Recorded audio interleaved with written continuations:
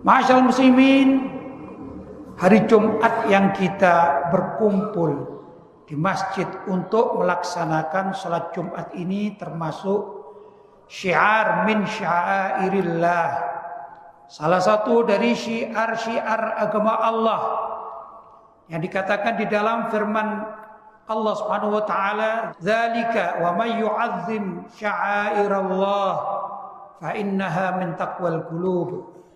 Hal itu barang siapa yang menghormati syiar-syiar agama Allah, fa innaha min taqwal qulub, maka hal itu termasuk dari ketakwaan hati. Artinya kita wajib menghormati syiar-syiar agama Allah. Apa itu syiar-syiar agama Allah? Antara lain adalah simbol-simbol Islam.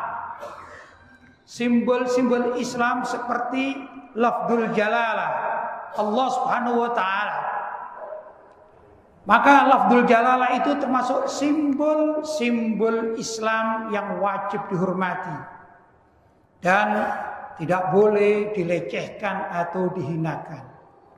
Nabi Muhammad sallallahu alaihi wasallam itu juga adalah simbol Islam. Ka'bah termasuk simbol Islam.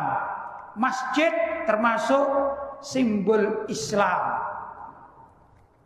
Umat Islam wajib menghormati simbol-simbol tersebut dan haram untuk menghinakan atau mencaci makinya. Hukmu ihanatiddin haramun bal yakfur.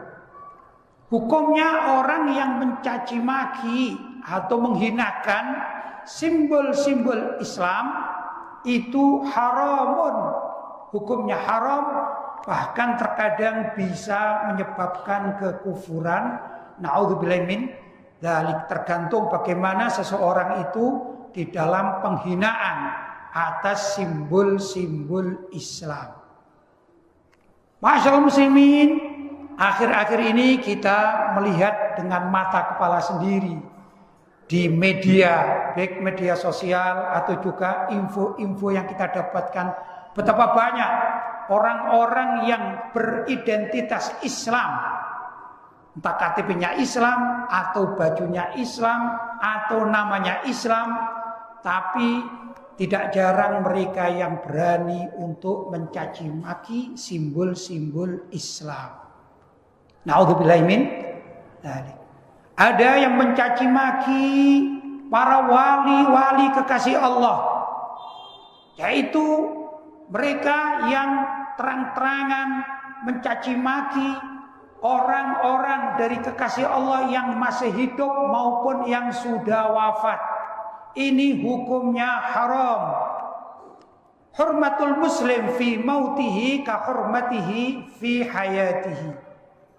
Kehormatan seorang muslim setelah wafat itu sama dengan kehormatan seorang muslim tatkala ia hidup. Ada orang yang tidak mencaci orang yang hidup, tapi mencaci orang yang sudah meninggal dunia. Ada juga orang yang tidak mengganggu tatkala orang lain itu masih hidup sesama muslim, tapi kuburannya dirusak misalnya. Ini juga termasuk mencaci, menghina kehormatan umat Islam. Hukumnya haram. Bahkan ada juga yang terang-terangan menghina syiar agama Allah, termasuk tempat pendidikan Islam, majelis taklim, pesantren, dan lain sebagainya. Kalau itu yang dilakukan, ternyata pelakunya ini beragama Islam, minimal haram. Dan paling maksimalnya adalah yakfur, bisa menyebabkan kekufuran. Na'udzubillahi min dzalik. Karena itu kita wajib hati-hati ya ikhwan, karena Islam itu sangat dimuliakan oleh Allah. Simbol-simbol Islam sangat dimuliakan oleh Allah. Kita sering mendengarkan guru-guru kita, yaitu memberikan peringatan jangan membawa nama atau tulisan lafdzul jalalah Allah ke tempat-tempat yang tidak mulia seperti kamar mandi atau juga tempat-tempat yang tidak terhormat lainnya. Itu orang tua kita, guru-guru kita, sesungguhnya mereka sedang mengajarkan kita ayat Al-Quran tadi, wa may yu'azzim sya'airallah fa innaha min taqwal qulub. Barang siapa yang menghormati syiar agama Allah, sesungguhnya hal itu dari ketakwaan hati. Maksudnya kebalikan dari itu, barang siapa yang menghinakan syiar agama Allah, misalnya membawa lafzul jalalah atau ismu Muhammadin, nama Nabi Muhammad sallallahu alaihi wasallam, ke tempat yang tidak layak, maka disitulah ada itsmun, dosa yang ia tanggung.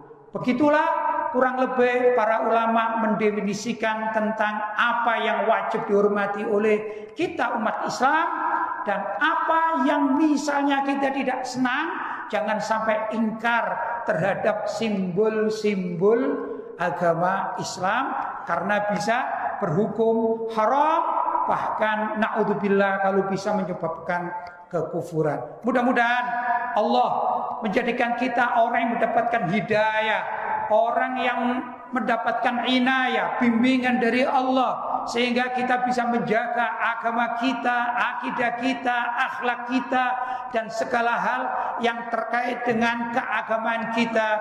Mudah-mudahan Islam dan umat Islam ini tetap berjaya di bumi persada Indonesia. Allahumma amin.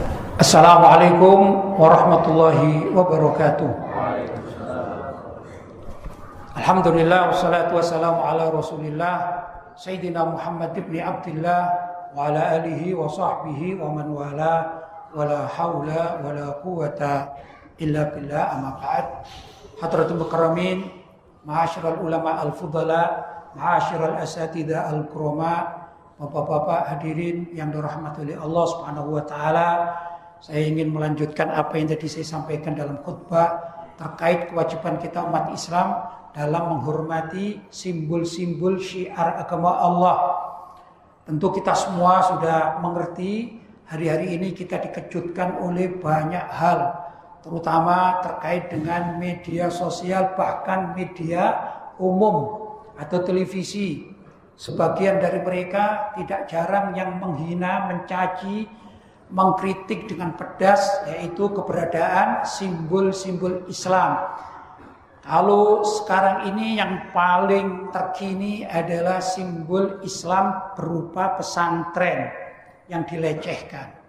Dan juga tokoh-tokoh kita, kiai-kiai kita, habib-habib kita, ustadz-ustadz kita juga menjadi sasaran tembak bagi orang-orang yang tidak senang terhadap Islam dan umat Islam. Tempat pendidikan, ya ikhwan, saya membaca berita tentang universitas tertua di Indonesia, itu Universitas Indonesia UI di Jakarta. Itu didirikan sekitar pada tahun 1800 sekian. Jadi kalau dihitung sekarang ya kurang lebih 100 tahun sekian ya, 1 abad sekian. Ini Universitas Indonesia. Saya tidak berani menyebutkan berapanya ini karena ya saya membacanya sepintas saja. Tapi itu adalah pendidikan formal universitas tertua di Indonesia. Perlu diketahui tua mana universitas atau tempat pendidikan itu dengan pondok-pondok pesantren. Pondok pesantren yang ada di Indonesia itu dimulai dari sejak adanya Wali Songo. Sebagian dari Wali Songo ini hallnya sekarang sudah ada yang ke 800, itu hallnya, berarti hari wafatnya Wali Songo. Kalau ini cuma 100 sekian, sebut saja 150 tahun misalnya. Sedangkan pondok pesantren ini di Indonesia ada sejak zamannya Wali Songo, yang haulnya Wali Songo ini sendiri sebagian darinya adalah ke 800, berarti sudah berapa? 8 abad jauh. Perlu kita ketahui kapan sih dimulai pesantren ada di dunia ini, yaitu di zaman Nabi Muhammad SAW. Perlu diketahui bahwa Nabi SAW itu membangun rumah dan masjid. Rumah dan masjid yang satu atap dan satu tembok atau satu dinding. Kenapa dikatakan satu dinding? Ada hadis yang menerangkan bahwasanya suatu saat Nabi Muhammad itu terlentang di masjid iktikaf, sedang kepala beliau ini dijulurkan ke jendela, kemudian Siti Aisyah ini menyisiri rambut Nabi dari rumahnya, sedangkan Siti Aisyah dalam keadaan haid. Ya kita tahu bahwasanya orang haid itu haram masuk masjid. Tapi ini riwayat menandakan bahwasanya rumah Nabi Muhammad dengan Masjid An-Nabawi ini satu tembok. Kemudian sebelah satunya di masjid ini ada namanya beranda masjid atau suffatul masjid. Namanya beranda masjid. Saya tidak bisa menggambarkan bagaimana kondisi zaman itu, tapi kalau saya gambarkan di masjid kita ini ya, barangkali ini masjid kita di tengah-tengah, sebelah kanan rumah Nabi, sebelah kiri namanya suffatul masjid. Nah, di suffatul masjid itu ada beberapa sahabat-sahabat yang istilah kita adalah mondok pada Nabi Sallallahu Alaihi Wasallam, belajar kepada Nabi Sallallahu Alaihi Wasallam. Antara lain yang namanya terkenal dan sering kita sebut Sayyidina Abu Hurairah radhiyallahu taala anhu. Ini antara lain muridnya atau santrinya. Sayyidina Bilal bin Rabah, muadzin Nabi sallallahu alaihi wasallam, termasuk ini juga yang menjadi santrinya Nabi di Suffah tersebut. Ada juga Sayyidina Salman Al-Farisi, dan jumlah menurut sejarah memang berubah-ubah, tapi mayoritasnya jumlah orang yang menetap di pesantren Nabi sekitar 70 orang. Bukan sedikit ya ikhwan. Dan bisa kita kan ini kalau di Indonesia walaupun bukan pesantren yang besar, tapi bukan pesantren ala kadarnya. Jumlahnya berapa? Sekitar 70 orang. Ini sudah terdaftar biasanya kalau di Indonesia. Bisa terdaftar di kecamatan dan lain sebagainya. Artinya ini bisa dikemas menjadi resmi andai kata hidup di zaman sekarang. Ya ikhwan, itulah yang dinamakan Ahlus Suffah. Ahlus Suffah adalah orang-orang yang nyantri kepada Nabi berada di Suffatul Masjid alias beranda masjid. Berarti pesantren pertama kali yang ada di dunia ini adalah pesantren Ahlus Suffah yang pengasuhnya langsung Nabi Muhammad Sallallahu Alaihi Wasallam. Di mana ini? Di kota Madinah Al Munawwarah. Coba kita bayangkan dengan pendidikan-pendidikan yang baru bermunculan, ya, dengan pendidikan Islam ala pesantren yang sudah 14 abad terdahulu. Apa bisa dikatakan bahwasanya pendidikan yang baru bermunculan lebih bermanfaat, lebih lestari, lebih dibutuhkan daripada pendidikan ala pesantren yang sudah dirintis oleh Nabi Muhammad SAW, dan juga ala pesantren yang dirintis oleh para wali songo di Indonesia, kemudian oleh ulama-ulama kita, yang mereka ini semua namanya para ulama itu mengajarkan di tempat-tempat mereka, entah bernama majelis taklim atau langsung berupa tempat penampungan para santri, yaitu pesantren. Pasti yang namanya kelestarian sudah nyata, insya Allah sampai kapanpun yang namanya pondok pesantren tidak akan punah. Jadi kalau sekarang ada orang berasumsi bahwasanya beberapa tahun akan datang ini dimungkinkan pondok pesantren akan musnah. Karena yang mengatakan ini, yang mohon maaf, adalah orang-orang akademisi yang tidak mengerti barokah, tidak mengerti karomatul aulia, karomatul ulama. Bagaimana 14 abad sampai detik ini pesantren masih lestari, dan insya Allah masih banyak wali-wali kekasih Allah yang membawa keberkahan, membawa keramat yang akan melestarikan kehidupan pesantren-pesantren di Indonesia.